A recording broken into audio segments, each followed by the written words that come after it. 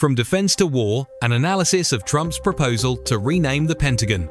On September 5, 2025, President Donald Trump is expected to sign an executive order to begin the process of renaming the U.S. Department of Defense to the Department of War, a deeply symbolic move aimed at reshaping American military policy. Driven by President Trump and its ideological architect, Secretary of Defense Pete Hegseth, this change is not merely a nomenclatural adjustment, but a declaration of intent, signaling a shift toward a more unilateral and confrontational foreign policy stance. Historical context and rationale. The original Department of War was established in 1789 and existed until 1949. Following World War II, the National Security Act of 1947 restructured the military establishment, unifying the armed services under a single entity that would become the Department of Defense. The choice of the word defense was deliberate, reflecting a strategic shift in the nuclear age toward deterrence and conflict prevention, rather than solely waging war. The Trump administration argues that returning to the Department of War name would restore a legacy of victory, citing wins in World War I and II.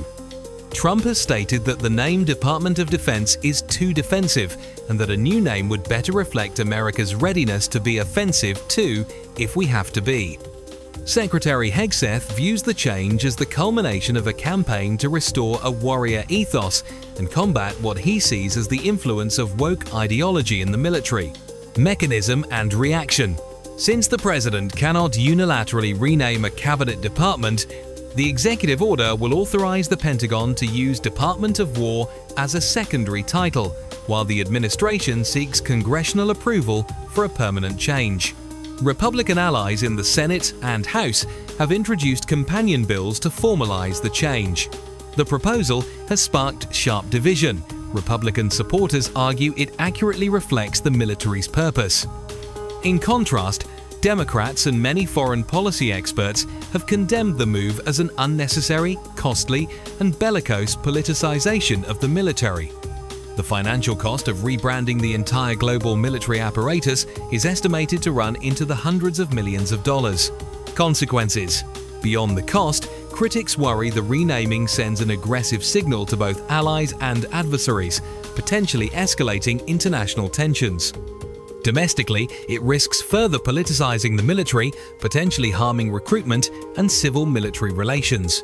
In conclusion, the renaming from defense to war is more than a nostalgic change. It represents a deliberate rejection of the post-World War II international order and a clear signal of a more assertive U.S. foreign policy, ready to use military force as a primary tool of statecraft.